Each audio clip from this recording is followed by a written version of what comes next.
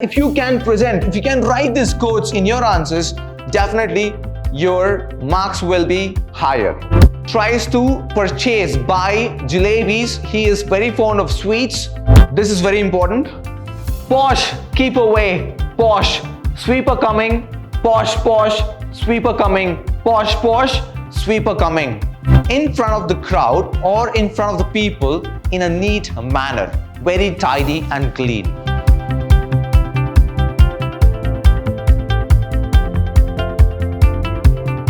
Hello, hi, namaste and welcome to Vidhyaashram, first grade college, the temple of excellence.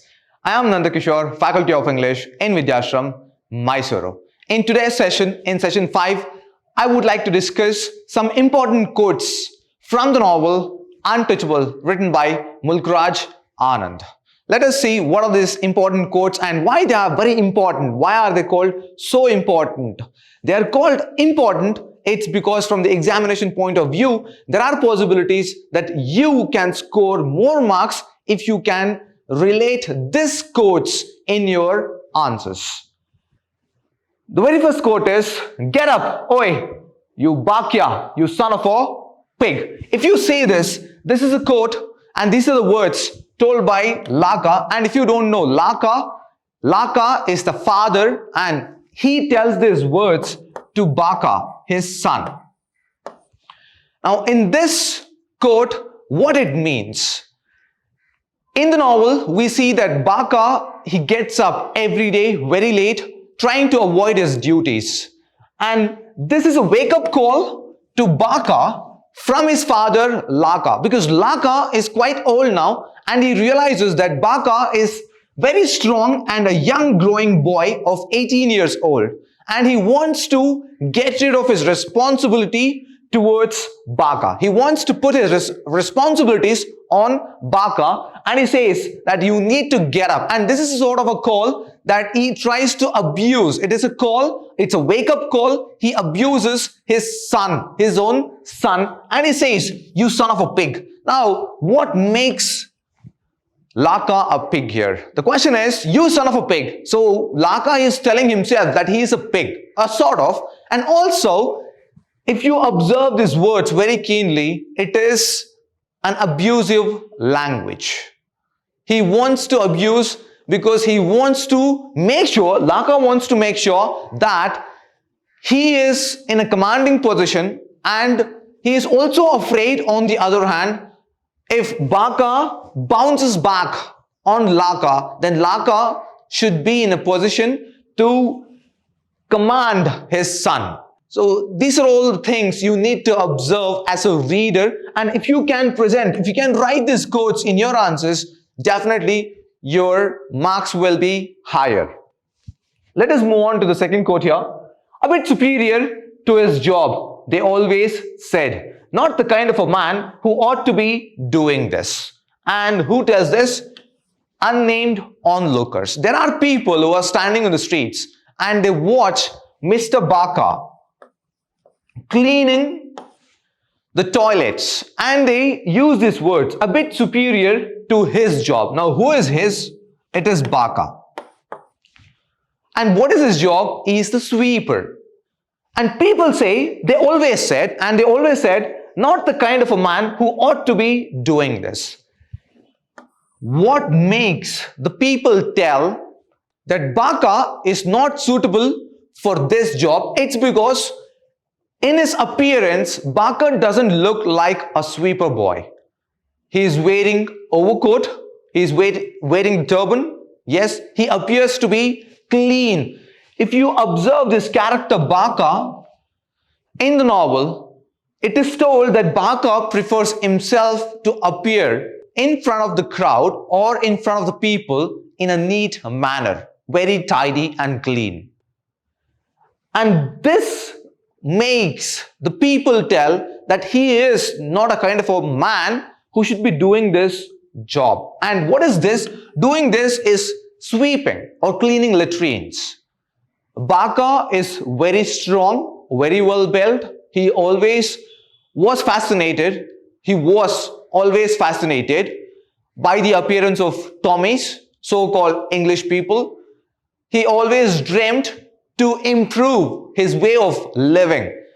Maybe this scenario is quite paradox, it's quite opposite to the character of B.C.A, but still the people believe, people think, the people sense he can find a better job than what he is doing right now.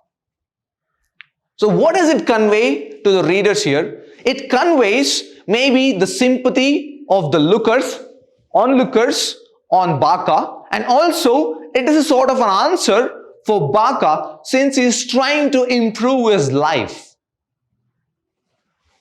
This is the quote. Let us move on to the third quote now. This is very important. Kala aadmi zameen par aagne wala. And what does it mean? Black man, you who relieve yourself on the ground. Tommies. And you should know that Tommies are none other than Englishmen. And when do they tell these words? They tell these words when B.C.A goes to Charat Singh. You should know that as soon as B.C.A gets up, the very first thing he does in this novel, he goes to Charat Singh's house, to his barrack. He cleans the latrines where the people are waiting there. And soon after, looking at the ambience there, the surroundings there, he recalls this sentence, this quote, where Tommy is always told to Hindus, Kala Admi, and they call him black, right? They call them black. Black man, you who relieve yourself on the ground. Here it's very important. It is also told to entire Hindu community, Hindu people. Here what happens in Bulleh Shah, the imaginary town, the Indians, the local people there, the few local people, the native people, they go out in the nature to relieve themselves. So what is this relieving? To go to the toilet, to latrine. They are not using the lavatory, they are not using the washrooms, the comfort room. Rather, they prefer going out in the nature, and which is a disgusting act. And thinking this, B.C.A, he himself feels that it is so disgusting of our own people, Indian people, to go to the nature, to go out in the nature and to relieve, to go to the latrines, to go to the toilet. And Tommies, they not only disliked this, they also disliked other things, what Indians did. So what are those things? It's always like when they entered, the Indian people, they entered the river channel, maybe while taking bath anywhere else, they used to clean their nose, blow their nose very sound, right? And they used to clean their feet, they used to clean all the way possible down, which looked very disgusting to Tommies, to English people. And thinking all of this, even B.C.A feels the same thing. Can't people use the lavatories rather than going out and relieving themselves in the nature? So this is quite an act where you can relate to Indian customs, the evil root of India, where even today in most of the areas people prefer trying to relieve themselves out in the nature. Next is, keep to the side of the road, you low-caste vermin. He suddenly heard someone shouting at him, why don't you call, you swine, and announce your approach? Do you know you have touched me and defiled me? You cocked-eyed son of a bow-legged scorpion. Now I will have to go home and take a bath to purify myself. And it was a new dhoti and shirt I put on this morning. This is very, very important. The entire conversation is told by a high caste man, this dialogue. You should remember that B.C.A tries to buy jalebis. He is very fond of sweets, and as he moves on the street, he accidentally brushes against the high caste Hindu merchant. And these words are told by the high caste Hindu merchant. And this scene could be asked for 5 marks, be careful. It could also be asked for 10 marks. Possibilities are very high. Explain the scene of where B.A.C.E.A touches the high caste man. So you need to write these quotes. If possible, you can remember, or maybe just in simple words, you can try to mug up or maybe memorize it and put the same on the answer script in your own words. And as it tells this, you should observe what does it convey to the readers. And if you keenly read this novel, it is told that it was not B.A.C.E.A's mistake. Rather, it was the high caste Hindu merchant's mistake. But rather than the Hindu man apologizing, B.A.C.E.A, he rhetorically speaks and starts abusing that how could you possibly touch me and why couldn't you give a call? And look at the words he uses. You low-caste vermin and bow-legged scorpion. So nowhere they are comparing, or he is comparing B.A.C.E.A as a man or maybe human. Forget about this Hindu caste man trying to treat him as a fellow being. He doesn't even treat B.A.C.E.A as a human or maybe a man or a boy. He calls him vermin, Scorpio. You should observe the class struggle here. The class struggle is thrown light. Though it was no mistake of B.A.C.E.A, B.A.C.E.A had to take a lot of abuse from this high caste man. And this also talks about the struggle of this particular class since ages before, since maybe right from Vedic age, we don't know, maybe even before. And right from then, people, this class struggle, this particular group of people were subjugated. They were harassed, they were embarrassed, they were never given a chance to make their way of life or maybe the way of living better. They were not even given an opportunity, never ever. And he says that he's not worried about him. If you observe here, the Hindu caste man is not worried if he is soiled, maybe if there is a dust on the shirt or dhoti, but he's worried just because just a bit of touch, the brush, right? He brushed against B.A.C.E.A and a bit of touch has defiled him, has polluted him. So that's how intense these feelings could get to upper class person. And let us move on. This is very important. Posh, keep away. Posh, sweeper coming. Posh, posh, sweeper coming. Posh, posh, sweeper coming. Very important. And B.A.C.E.A gives this call. And when does it start giving this call? As soon as in the previous slide, I spoke about how a high caste Hindu man scolds or abuses B.A.C.E.A. And soon after that, before he could leave, he slaps, he gives a tight slap on B.A.C.E.A's face and he leaves. And soon after that, he starts crying and the shopkeeper, the sweet vendor, he calls B.A.C.E.A and advises B.A.C.E.A that why couldn't you give a call, a sweeper's call. Now this is why he starts giving a sweeper call. Posh, keep away, move away. Posh, sweeper coming. Posh, posh, sweeper coming. Posh, posh, sweeper coming. And these words are very important from the point of examination. You can by heart, you have to by heart if you ask me, you can present this answer even for 5 or 10 marks answers. You will definitely be rewarded with high marks. And while especially talking about B.A.C.E.A, you need to enclose this quotes. There might be a question on B.A.C.E.A, character sketch on B.A.C.E.A for 5 marks, and please remember, writing these words will definitely fetch you more marks. So what is this call, sweeper's call? Hindu society, again, it is the theme of class struggle, yes, or discrimination between the upper class and the lower class. Nowhere you have seen any upper class person giving a call while walking on the street, while making his way.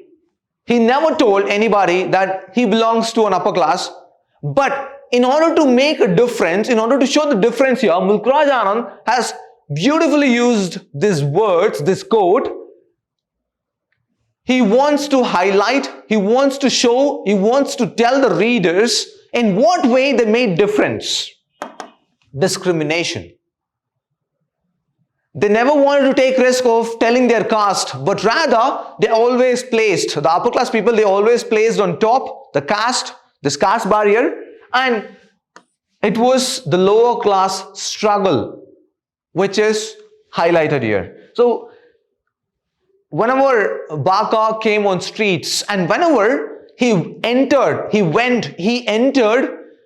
the area where the upper class people were more populated, it was his duty to give a call, to make sure that he would not touch any upper class person, or rather in return, maybe in opposite, any upper class person without his conscience, maybe it is better he would not come and dash against me or brush against me.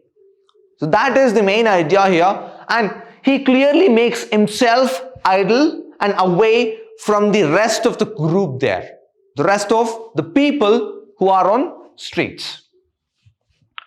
So why are we always abused? B.C.A says, why are we always abused? So after this, there are a lot of scenes where B.C.A is again hurt. He is shattered, his morale has gone down, and he questions himself, why are we always abused?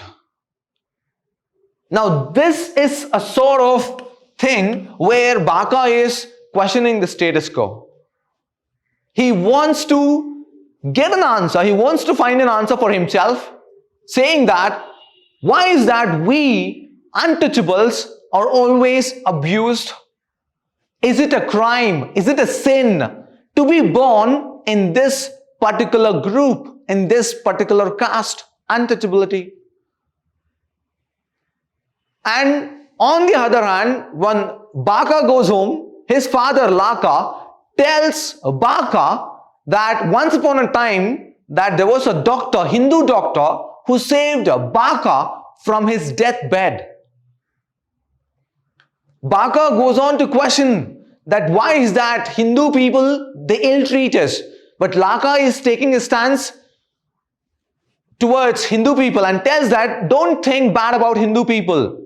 They are very good.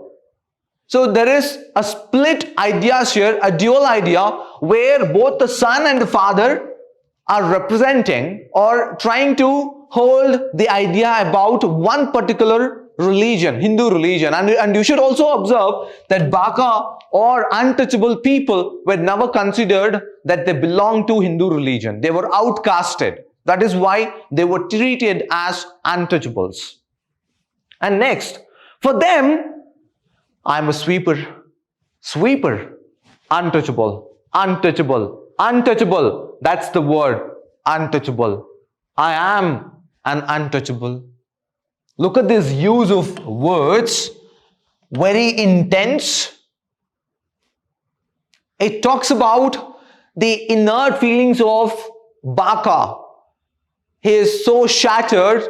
He has gone down so badly that he never holds any better ideas, any good opinions about upper class people now. Probably it's because of Pandit Kalinath, who abuses, who molested B.C.A.'s sister Sohini, or maybe it's because of the abusive words from a Hindu merchant, or it could be even the sweet vendor who tries to cheat B.C.A, and B.C.A has no position. He holds no position to question the sweet vendor. So what makes him helpless? It is the word untouchable. Just because he belongs to the group of untouchability, he has no power at all. He is not even a human being. He is not even a fellow being. with respect to other people in the caste hierarchy.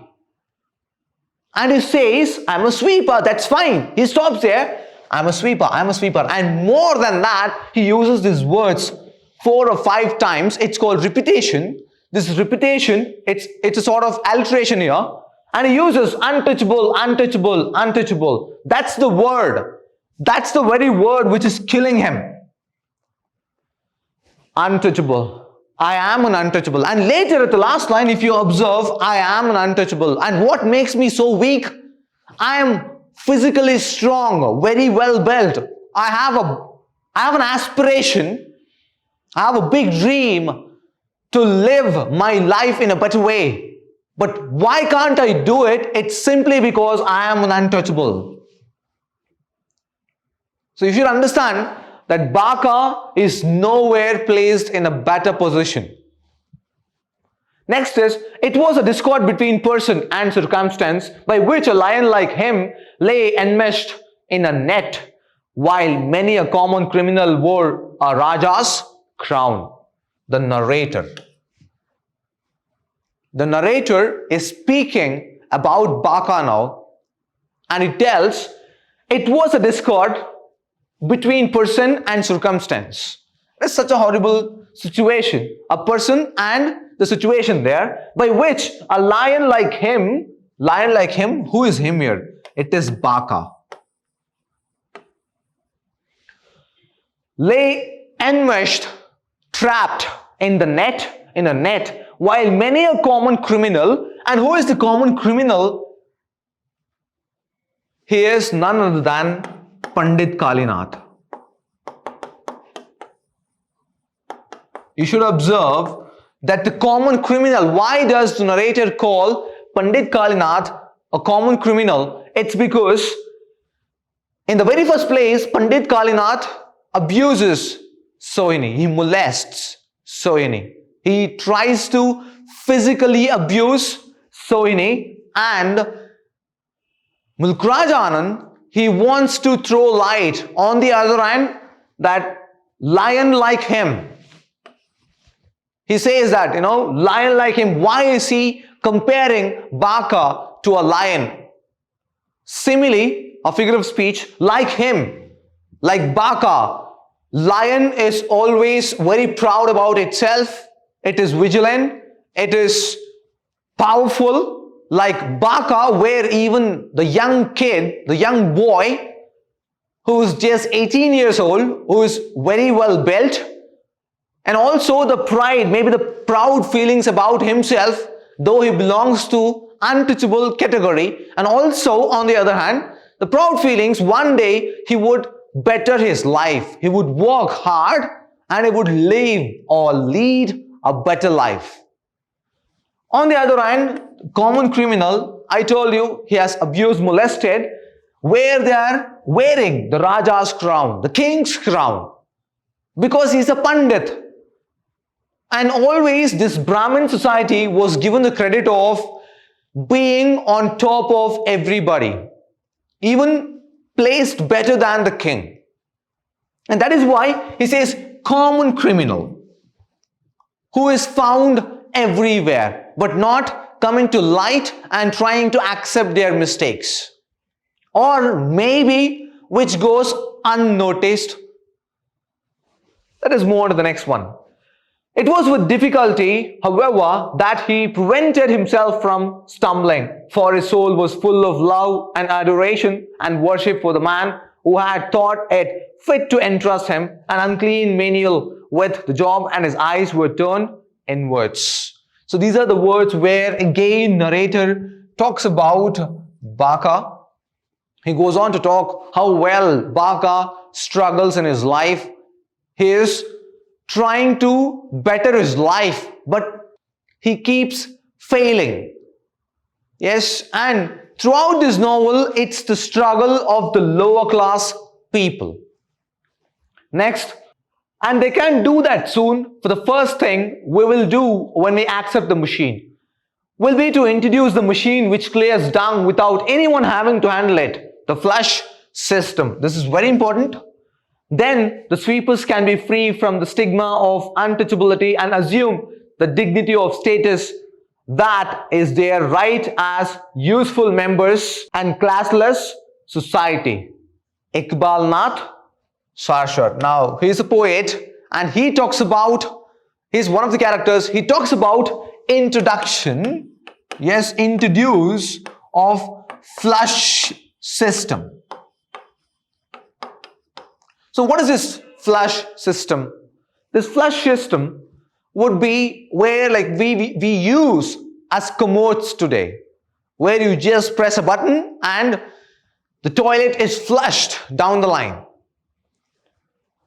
After Gandhiji comes and addresses all these untouchable people, there are two people who are standing there and talking to themselves, between themselves, and one of the characters is Iqbal Nath Sarshar, and he talks that what Gandhiji told would definitely be introduced in near future, and it is a sort of revolutionary act